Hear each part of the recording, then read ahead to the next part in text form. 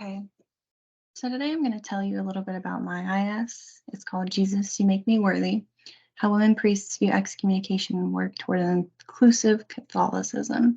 Now, it's a long project. I'm not going to be able to explain everything that's in it, but I'm hoping just to give an overview, um, just so that you know what the project was mainly about. So, why this project? Um, I had attended Catholic Mass for a few years because my boyfriend, now fiance, I guess, is Roman Catholic.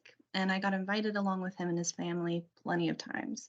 And as that kind of continued, I slowly became more and more concerned and just really questioning how the church treated different groups of people, specifically women.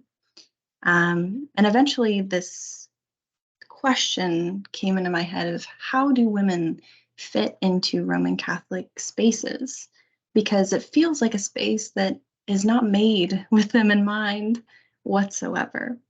Combined with this question, after doing research, I came across the women's ordination movement, which kind of supersedes, it's among many different denominations. It's not just a Roman Catholic exclusive movement, um, but basically it's a group of people that are advocating for women's ordination where it's not allowed and supporting it where it is allowed.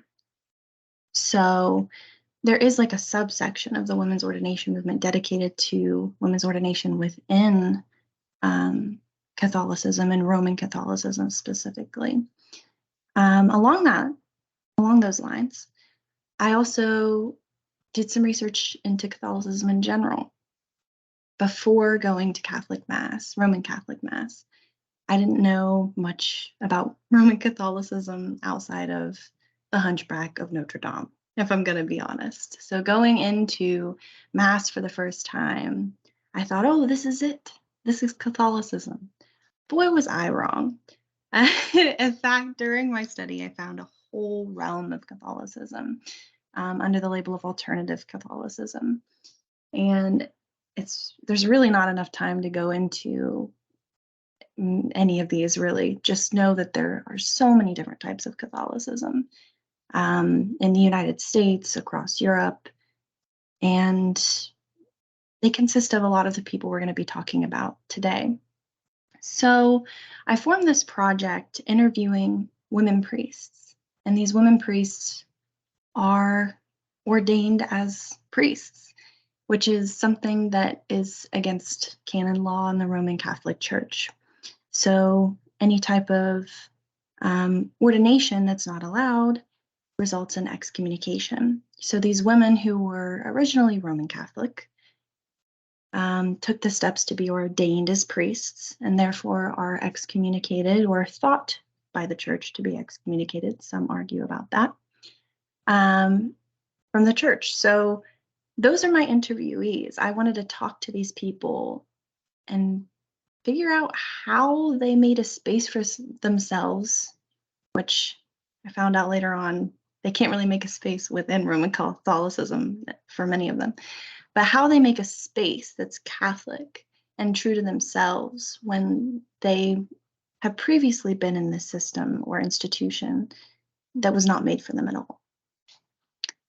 So kind of going along with that, my first chapter is called Catholic Identity and Excommunication.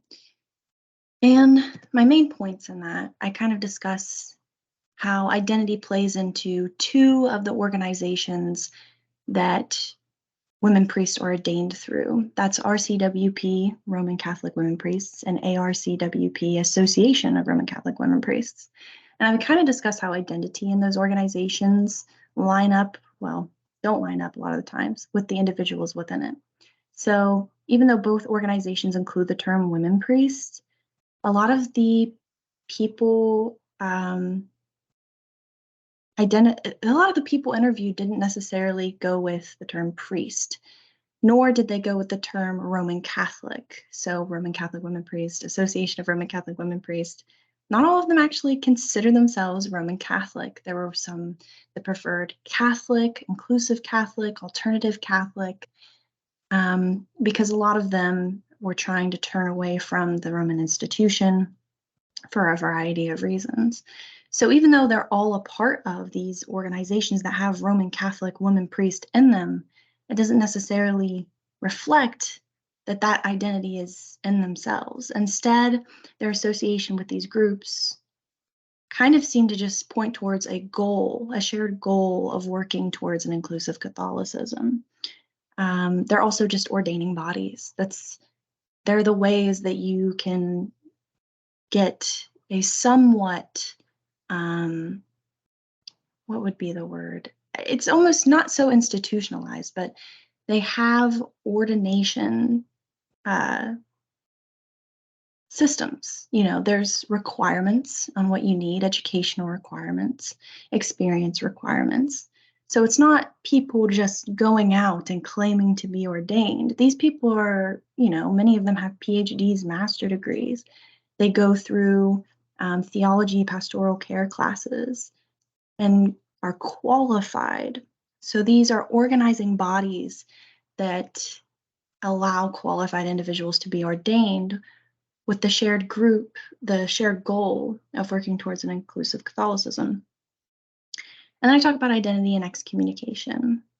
There are many churches and religious communities in association with RCWP and ARCWP that also do not consider themselves Roman Catholic. Again, it kind of seems to point that these organizations are not necessarily telling of who is in them, but rather their shared goal.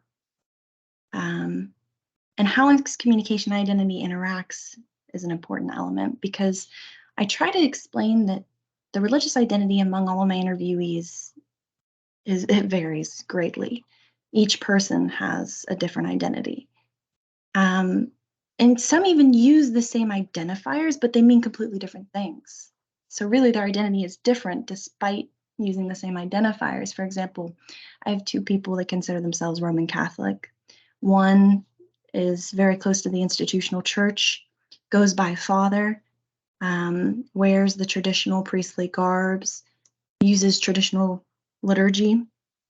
The other one believes in a house church model, completely rejects the institutional church completely, claims some type of early Christian Roman Catholicism as her identity rather than a Roman Catholic Roman Catholicism.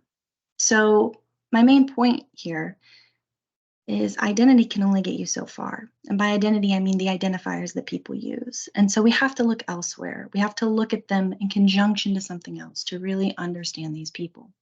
And one of the examples that I use here is by looking at how different people view excommunication, my interviewees. And by doing that, it became clear that when viewing excommunication and identity in conjunction with each other, that the more one associates hurt with their excommunication, the more closely they associate with the institutional Roman Catholic Church.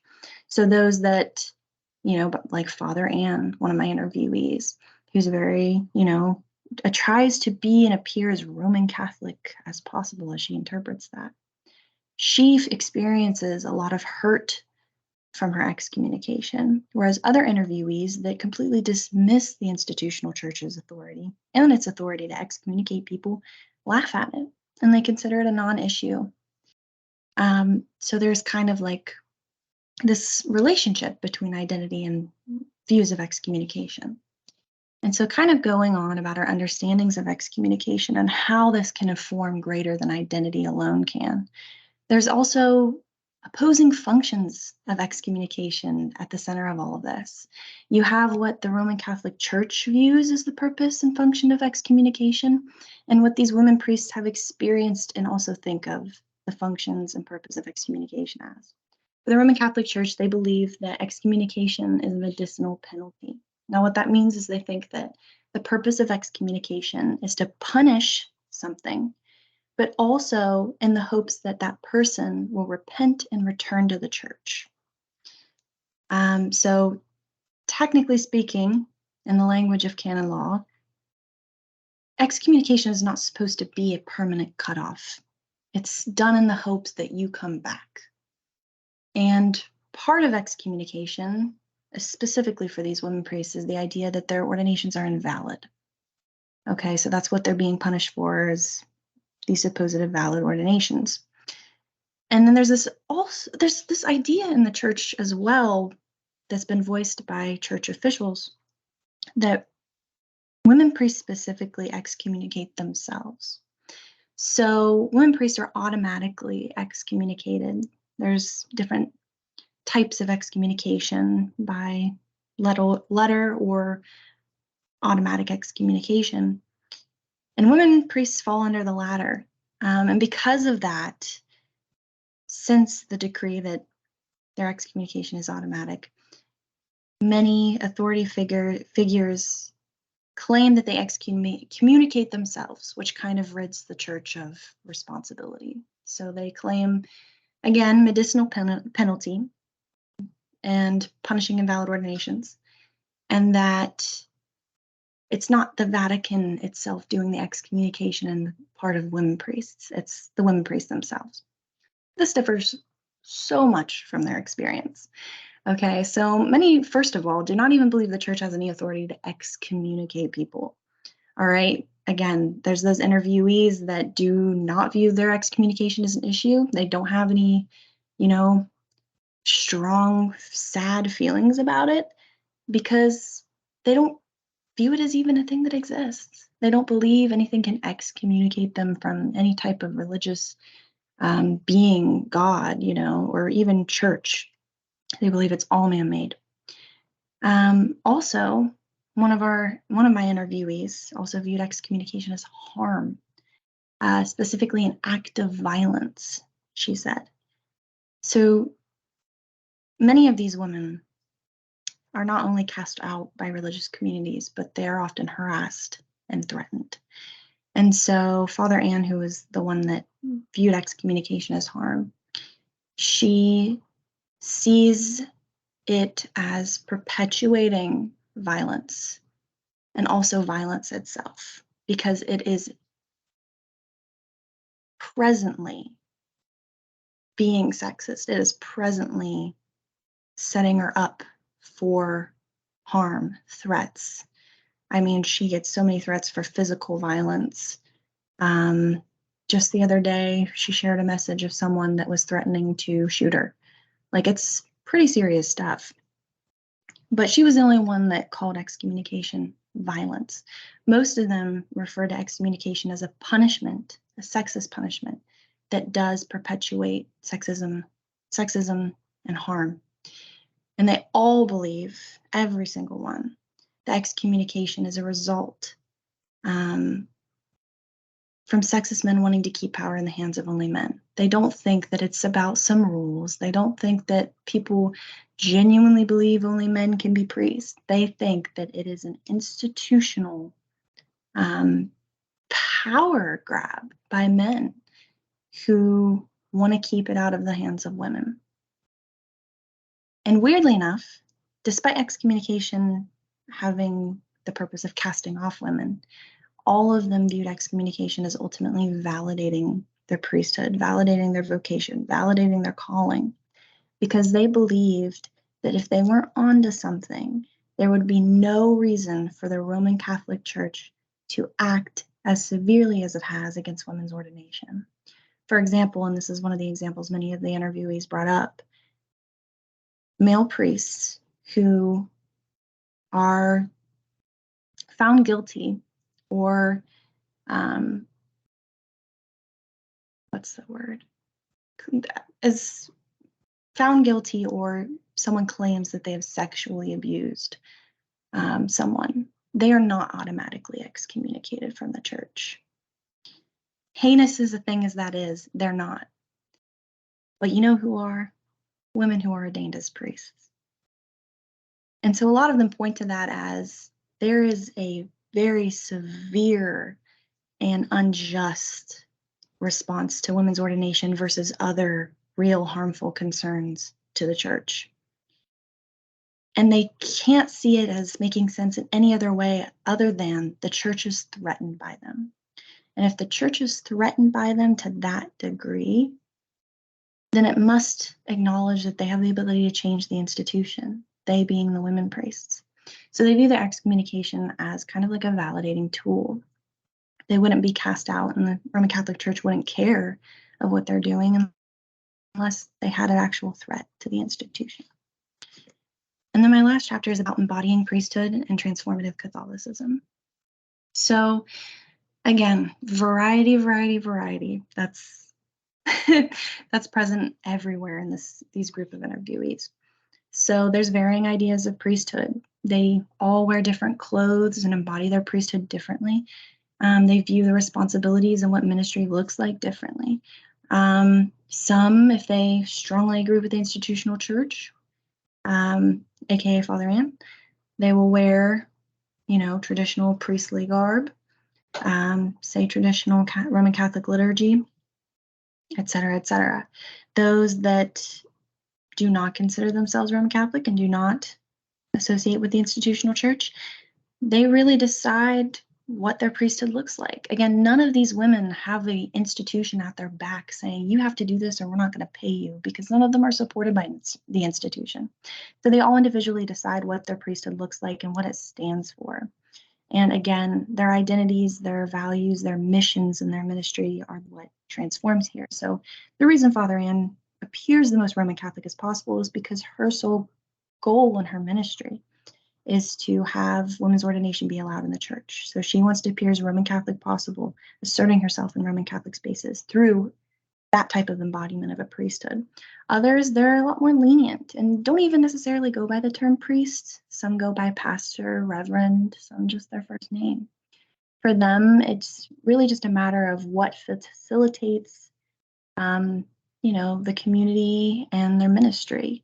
A lot of them mentioned coming up with liturgy that's more inclusive and involving their different communities in that conversation. Shannon Starringer, she talked a lot about community and how, they will literally have meetings and sit down and have conversations about what they think, is their Catholic identity as a community. What do they think represents their Catholic theology? Not Roman Catholic theology, but them as people and what they need in that moment. And how they take up space is very interesting. So again, they don't have institutional support. So they have to look elsewhere. They can't look at a Roman Catholic Church as a space they're going to have Mass. The Roman Catholic Church isn't going to let them.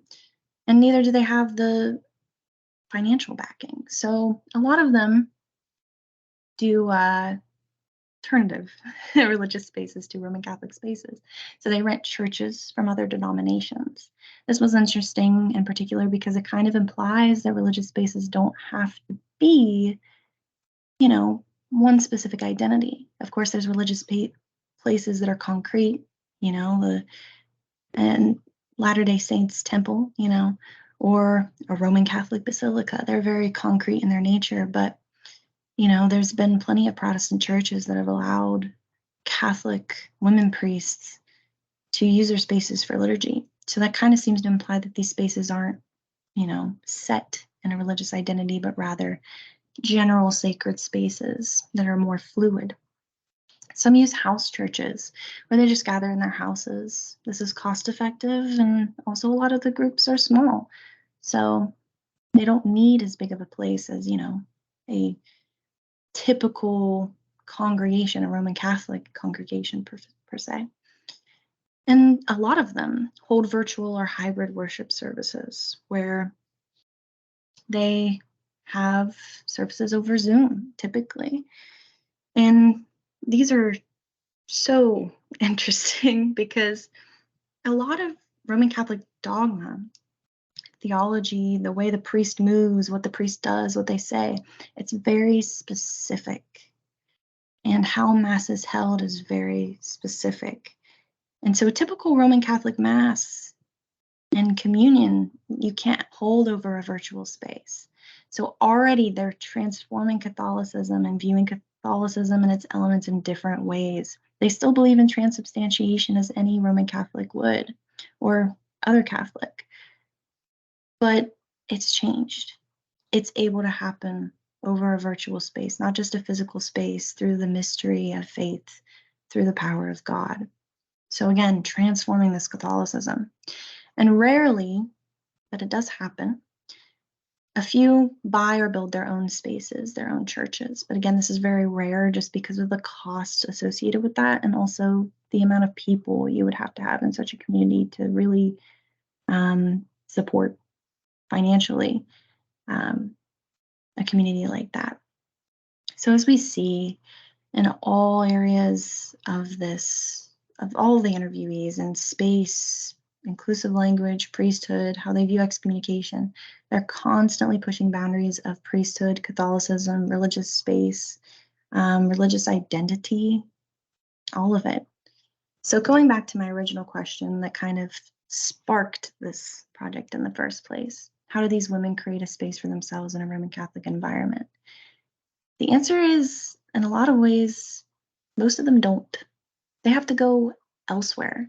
And this elsewhere is self-defined, fluid, and constantly reimagined and revised.